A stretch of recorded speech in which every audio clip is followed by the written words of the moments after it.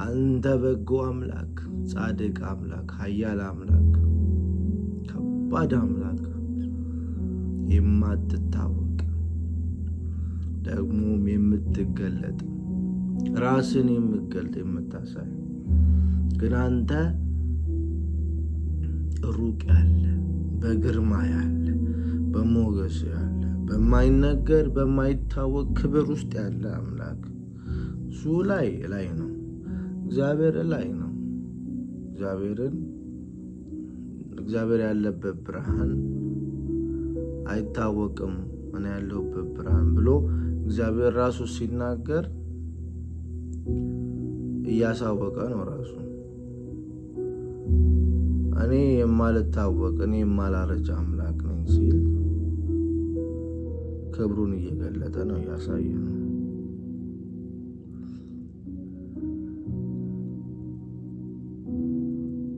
እሱ ያለበት የክብር ስፍራ አለ። የሰው አእምሮ መያዝ የማይችለው ሰው ፊት ለፊት መቆም የማይችለው የክብር ዓለም አለ። ግን ሩቅ የሆነውን አምላክ ደግሞ ህብረት እንዲኖረን በኋላ በሚገለጠው ዓለም ውስጥ እንድናገኘው እግዚአብሔር ደግሞ ራሱን ይገልጣል። ራሱን ሲገልጥ ግን በዛ በገለጠበት ነገር እንድንወስነው አይደለም። ምክንያቱም በዛ አይወሰንም። እግዚአብሔር በመላእክት ይናገራል። እግዚአብሔር በራእይ በህልም ይመጣል።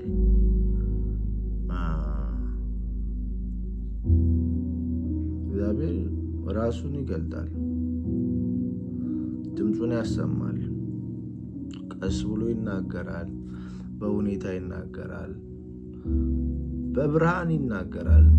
ግልጥጥ ባለ ሁኔታ ለእኛ በሚያስደነግጥ ሁኔታም ይናገራል። በብዙ መንገዶች በብዙ አይነቶች ይናገራል።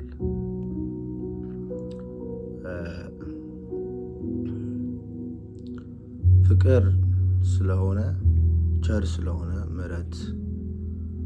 ምሕረቱ ብዙ የሆነ አምላክ ስለሆነ ከእግዚአብሔር ጋር መልካም የምንሆንበትና የምንስተካከልበት ልክ የምንሆንበትን መንገድ እግዚአብሔር አሰመረልን። ያ መስመር በጌታ በኢየሱስ ክርስቶስ ተገለጠ። በጌታ በኢየሱስ ክርስቶስ ተፈጸመ፣ ተዘረጋ፣ ተሰራ። ሃይዌው ያ ዓለም የእግዚአብሔር ዓለም በር ጌታ ኢየሱስ ክርስቶስ ከፈተው። የሚገርመው ነገር በሩ መክፈቱ ብቻ አይደለም፣ በሩ ራሱ እሱ ነው። የሚገርመው ነገር ተካሂዶበት የሚደረስበት አምላክ አይደለም ጌታ ኢየሱስ ክርስቶስ። እንደዛ ብቻ አምላክ አይደለም። አዎ የሚደረስበት አምላክ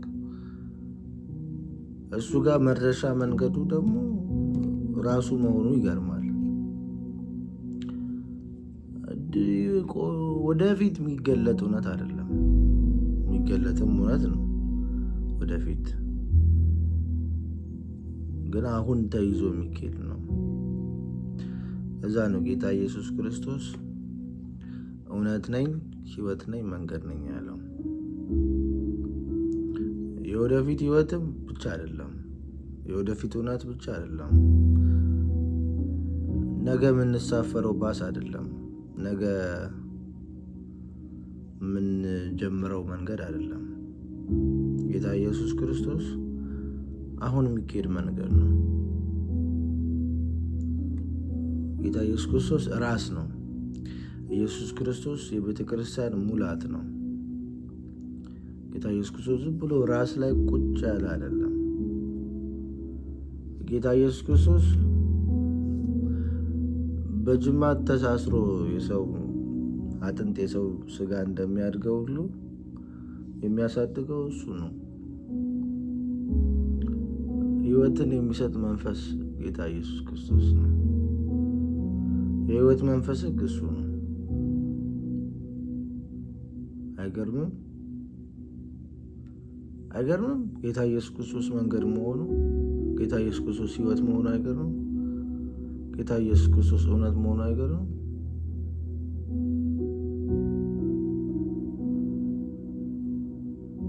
መኖሪያ እውነት ነው። መኖሪያ ሕይወት ነው።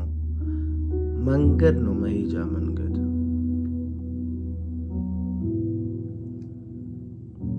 የሚደረስበት ነው። የሚያደርሰውም ራሱ ነው። የሚገባበት መንገድ እሱ ነው። በሩ እሱ ነው። ተከፍቶ የሚገኘው ራሱ ነው። ለዛ ነው አዲስ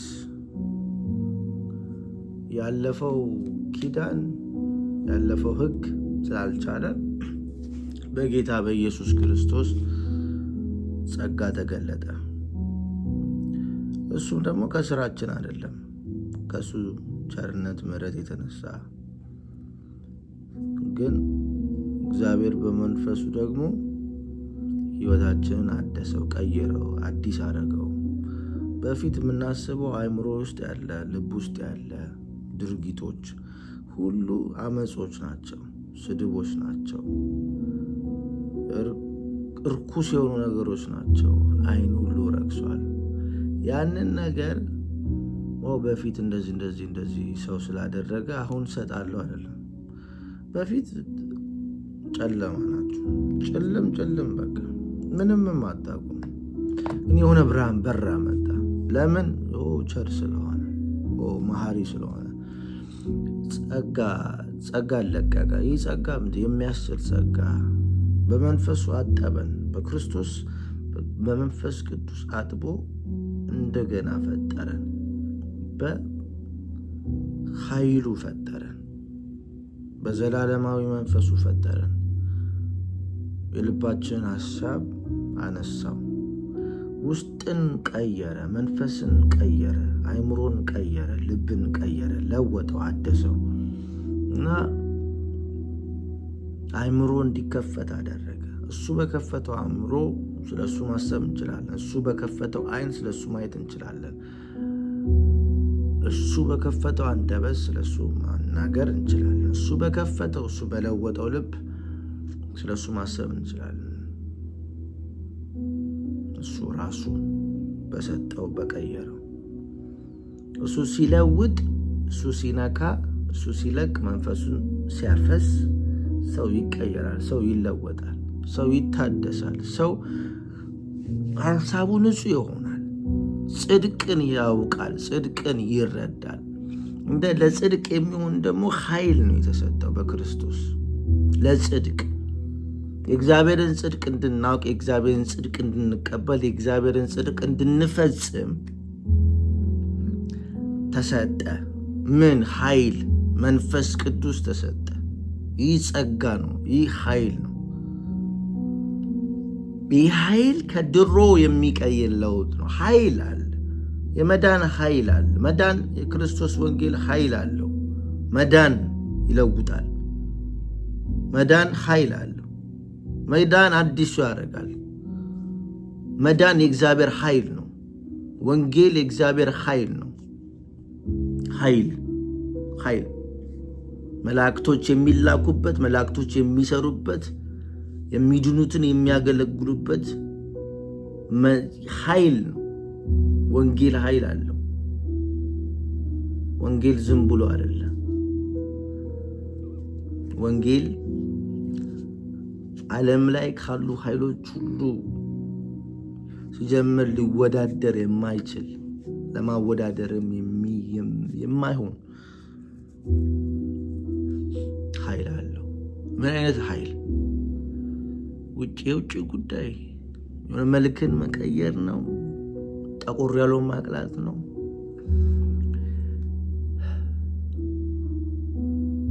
እሱ ቀላል ነው። የሰውን ልብ ማን ይቀይራል? የሰውን መንፈስ ማን ያጠነክራል? ማንም አያጠነክርም።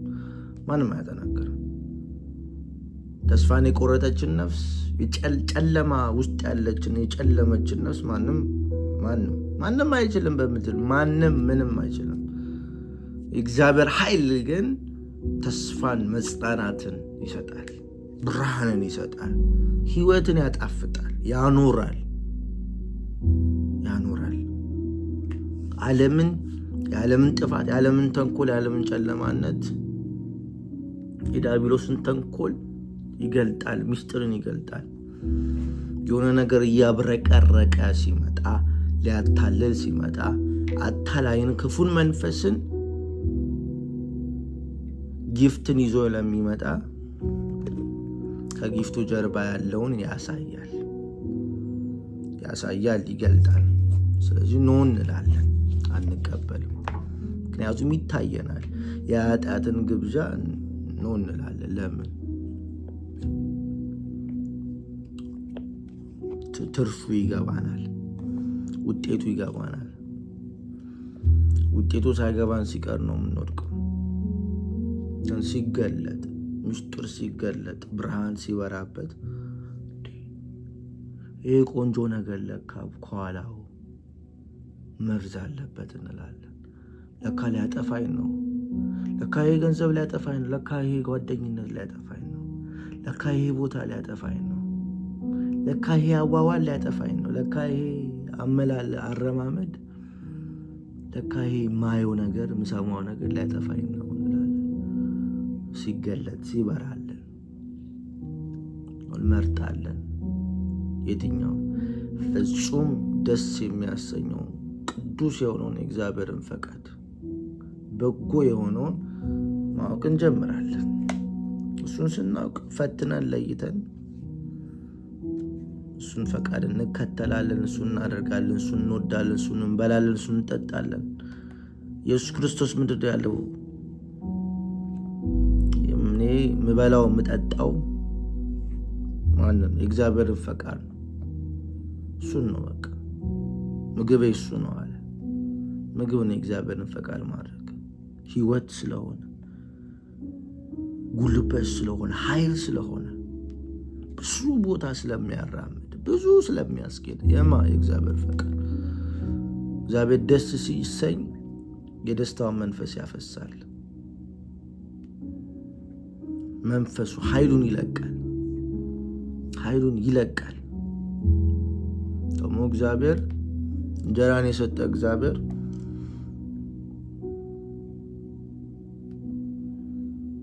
እንጀራን የሰጠ ልብስን የሰጠ እግዚአብሔር ያለብሳል፣ ያበላል። ግን ራሱ ነው እንድንኖርበት የሰጠው። ያለ እንጀራም ያኖራል፣ ያለ ልብስም ያለ ቤትም ያኖራል፣ ያለ ቤትም ያኖራል። ለምን? ቤት እኮ ስላለ መኖር አለ ማለት አይደለም። ቤት ቢቃጠልስ?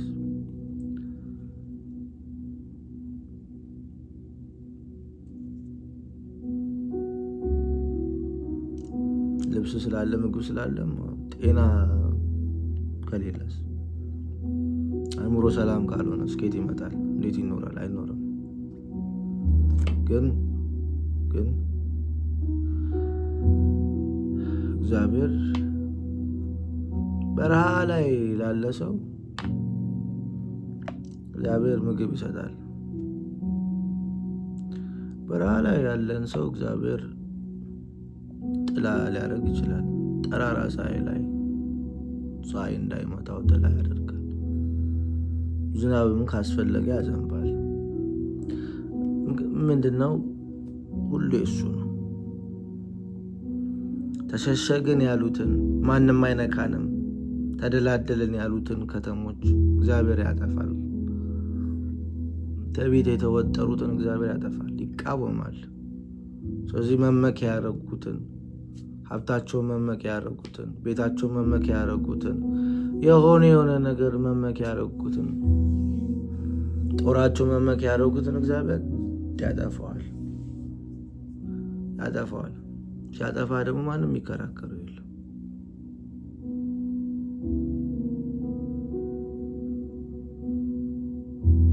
በነገሮች ላይ ትምክህት ያላቸውን ያጠፋል። ትምክህት የሆኑ ነገሮችን ያጠፋል እግዚአብሔር። ቤትን ያጠፋል፣ መኪናን ያጠፋል፣ ህይወት የለባቸውም በእነሱ። እግዚአብሔር ግን ከቀደመ እግዚአብሔር እንድንኖርበት እንድንደሰትበት በመጠን እንድንደሰትባቸው እንድኖርባቸው ቤት መኪና ሊሰጥ ይችላል። ኑሮ ይሰጣል፣ ይባርካል። ህይወት ግን እነሱ ጋር አይደለም። ህይወት ከሰጪው ከእግዚአብሔር ነው።